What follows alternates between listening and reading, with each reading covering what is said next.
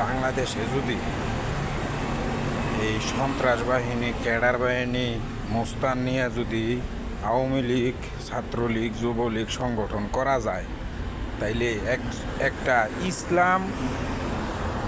Islamic দল, বাংলাদেশ ইসলামী ছাত্র শিবির, তো ওই দল কেন বাংলাদেশে নিষিদ্ধ থাকবে?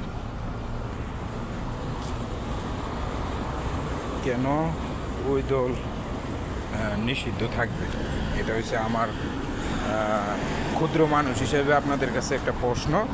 যদি এত ক্যাডার বাহিনী, মাস্তান, সন্ত্রাসী, মাদক কারবারি, তাদেরকে নিয়ে যদি ছাত্রলীগ, যুবলীগ সংগঠন করা যায়, তাহলে হুজুর, ইমাম সাহেব, মাদ্রাসার ছাত্রদেরকে নিয়ে কেন বাংলাদেশ ইসলামী ছাত্র শিবির সংগঠনটি নিষিদ্ধ থাকবে? এটা আপনাদের কাছে আমার প্রশ্ন। যদি কারো